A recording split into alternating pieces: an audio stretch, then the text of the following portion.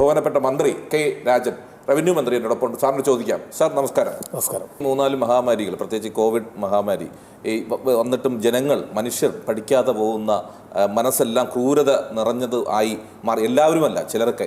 അത് എന്തുകൊണ്ടാണ്? സ്വന്തം ഭാര്യയെ പാമ്പിനെ കൊണ്ട് കടിപ്പിക്കുന്നു, അല്ലെങ്കിൽ സ്ത്രീധനത്തിൻ്റെ പേരിൽ പീഡിപ്പിക്കുന്നു, മരണപ്പെടുന്നു. ഇതൊക്കെ എന്തുകൊണ്ടാണ് മനുഷ്യൻ്റെ മനസ്സ് ഈ തരത്തിൽ ക്രൂരമായി മാറിക്കൊണ്ടിരിക്കുന്നത്? സാർ, ഇത് ക്രൂരമാകുന്നത് രണ്ട് തരത്തിലാകാം. ചിലത് സൈക്കോളജിക്കൽ പ്രോബ്ലത്തിലെ ആളുകൾ അങ്ങനെ ഉള്ള സഹജമായ ക്രൂരന്മാരായി മാറാം. പക്ഷെ മഹാഭൂരിപക്ഷം കേസുകളിലും മനുഷ്യജീവിതത്തിന് അടിസ്ഥാനപരമായ വിഷയമായി പണം വരുന്നു എന്നുള്ളതാണ് ഒരു പ്രധാനപ്പെട്ട പ്രശ്നം.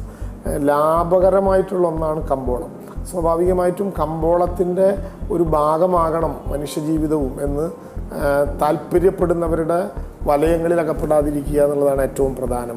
അത്തരം തൽപര കക്ഷികൾ എപ്പോഴും മൂലധനത്തെക്കുറിച്ചും അവരുടെ ലാഭത്തെക്കുറിച്ചും അവരുടെ നേട്ടങ്ങളെക്കുറിച്ചും മാത്രം സംസാരിച്ചുകൊണ്ടേയിരിക്കും. പക്ഷേ സാധാരണമായ ഒരു വ്യക്തി, മഹാഭൂരിപക്ഷം വരുന്ന മലയാളി അങ്ങനെയല്ല. പക്ഷേ അതിൻ്റെ ഞാൻ നേരത്തെ പറഞ്ഞതുപോലെ കമ്പോളമാണ് ജീവിതമെന്ന് പഠിപ്പിക്കുന്ന ഒരു തത്വസംഹിതയുടെ പരിണത ഫലമാണ് ഈ പ്രവർത്തനങ്ങളെല്ലാം എന്നാണ് പൊതുവിൽ ആ കാര്യത്തിൽ കാണാൻ വേണ്ടി കഴിയും. ഒരു 2 ലൈൻ കവിത, സാറിന് ഏതെങ്കിലും ഓർമ്മയിലുള്ള 2 ലൈൻ കവിത ഒന്ന് ചൊല്ലാൻ നന്നായിരിക്കും. ഞാൻ ഓർക്കാൻ ഒരുപാട് കവിതകളുണ്ട്. വളരെ മനോഹരമായ ജീവിതത്തിൻ്റെ വിശാലമായിട്ടുള്ള ലോകത്ത് ഒരുപാട് കവിതകളുണ്ട്.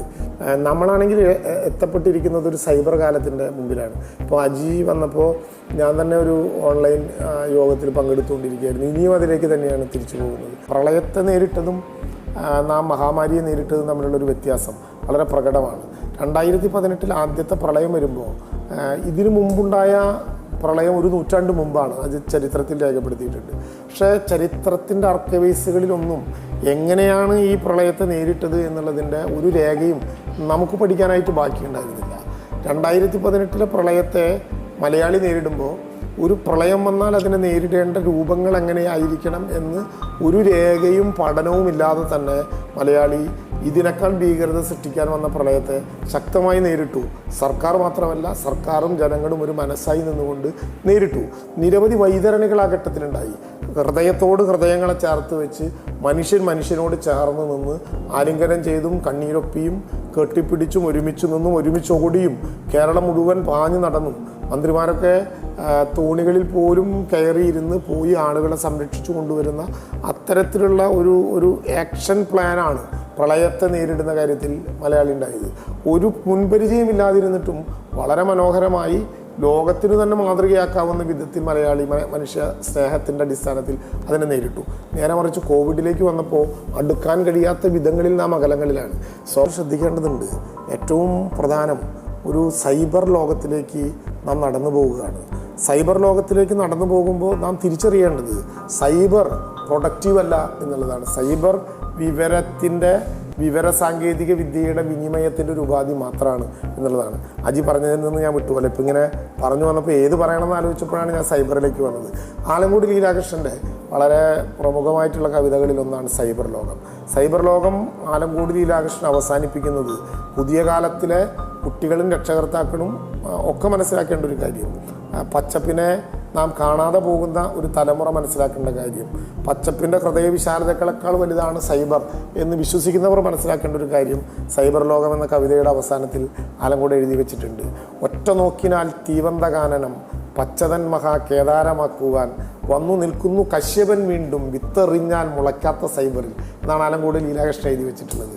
വിത്തെറിഞ്ഞാൽ മുളയ്ക്കാത്ത ഒന്നാണ് സൈബർ എന്ന് ബോധ്യപ്പെടുക തന്നെ വേണം ഈ കാലഘട്ടത്തിൽ. പക്ഷേ വിവരസാങ്കേതിക വിദ്യയുടെ വിസ്മയകരമായ വിസ്ഫോടനത്തിൽ നമുക്ക് പങ്കാളിയാകേണ്ടതുണ്ട്, നമുക്ക് അറിവ് കൈമാറാൻ വേണ്ടി മാത്രം. പക്ഷേ സൈബറാണ് ലോകം എന്ന് തെറ്റിദ്ധരിക്കരുത്. പച്ചപ്പാണ് ലോകം. ഞാൻ പലപ്പോഴും പോകുമ്പോൾ ആളുകളോട് പറയാറുണ്ട്, ഇപ്പോൾ നമ്മുടെ അക്കാഡമിക് നിലവാരത്തിലുള്ള എല്ലാ സംവിധാനങ്ങളിലും അടിസ്ഥാന ശിലയായി നിൽക്കുന്നത് A+ ആണ്. നമ്മുടെ കാലമൊക്കെ റാങ്കിൻ്റെ കാലമായിരുന്നത്. SLCക്ക് പരീക്ഷ ഫലമൊക്കെ വരുമ്പോൾ റാങ്ക് കിട്ടിയ കുട്ടികളുടെ ജീവിത കഥ അറിയാൻ എന്തൊരു ഇഷ്ടമായിരുന്നു നമുക്ക് അന്ന് വായിക്കുന്ന പുസ്തകം. എല്ലാ പത്രവും വായിക്കുന്ന ദിവസമാണ്. ചിലപ്പോൾ ചില പത്രങ്ങളിലാണെങ്കിൽ പൈങ്കിളി വൽക്കരിക്കപ്പെട്ട കഥകളുണ്ടാകും. അപ്പോൾ വായിക്കാൻ നമുക്ക് കൂടുതൽ ഇൻട്രസ്റ്റ് ഉണ്ടാകും. ഇപ്പോൾ പിന്നെ റാങ്കുകൾ മാറി +2ലേക്ക് വന്നു. എല്ലാ അമ്മമാരുടെയും പ്രാർത്ഥന എല്ലാ വിഷയത്തിലും എൻ്റെ കുട്ടിക്ക് A+ കിട്ടണേ എന്നാണ്.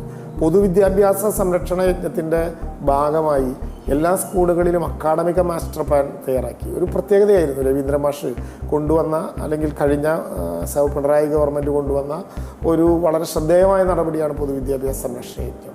ആ സംരക്ഷണ യജ്ഞത്തിൽ ഉണ്ടാക്കിയ അക്കാദമിക മാസ്റ്റർ പ്ലാനിൽ എല്ലാ സ്കൂൾ അധികൃതരും പറഞ്ഞിരുന്നത് എൻ്റെ സ്കൂളിലെ കുട്ടികൾ എന്ന് എല്ലാ വിഷയത്തിലും A+ കിട്ടും എന്നാണ്. A+ എല്ലാവർക്കും കിട്ടണം എന്നാണ് എൻ്റെ വ്യക്തിപരമായ അഭിപ്രായം. പക്ഷേ A+ SSLCക്കും +2നും മാത്രം മതിയോ എന്നാണ് നമ്മൾ ചോദിക്കേണ്ട ചോദ്യം. എല്ലാ കുട്ടിക്കും A+, പക്ഷെ അത് +2നും SSLCക്കും മാത്രം മതിയോ? ജീവിതത്തിൽ A+ കിട്ടുന്ന കുട്ടികളെ സൃഷ്ടിക്കുക എന്നുള്ളതാണ്.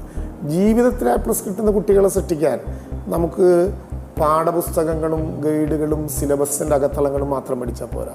100 മാർക്കിൻ്റെ ചോദ്യത്തിന് ഉത്തരത്തിൽ 99 മാർക്ക് മേടിക്കാൻ കഴിയുന്ന കുട്ടിക്ക് ഈ വായിച്ച പാഠഭാഗങ്ങളെ ചോദ്യത്തിനനുസൃതമായി പകർത്താൻ കഴിഞ്ഞു എന്ന കഴിവിനാണ് A+ കിട്ടുന്നത്. പക്ഷെ ജീവിതത്തിന് A+ കിട്ടാൻ അത് മാത്രം മതിയാകില്ല. പ്രകൃതിയുടെ വിശാലമായ പാഠപുസ്തകം വായിക്കേണ്ടി വരും. അതിൽ പഠനഭാഗങ്ങൾ മാത്രമല്ല, മനുഷ്യസ്നേഹം മാത്രമല്ല, മനുഷ്യനും ജന്തുജീവജാലങ്ങളെയും എല്ലാം സ്നേഹിക്കാൻ കഴിയുന്ന വിശാലമായിട്ടുള്ള സ്നേഹത്തിൻ്റെ പാഠപുസ്തകം വായിക്കാൻ നമ്മുടെ കുട്ടികൾ തയ്യാറാകണം. അപ്പോഴാണ് സൈബറിനേക്കാൾ വിശാലമാണ് പ്രകൃതിയുടെ പാഠഭാഗം എന്ന് നമുക്ക് വായിച്ചെടുക്കാൻ കഴിയും.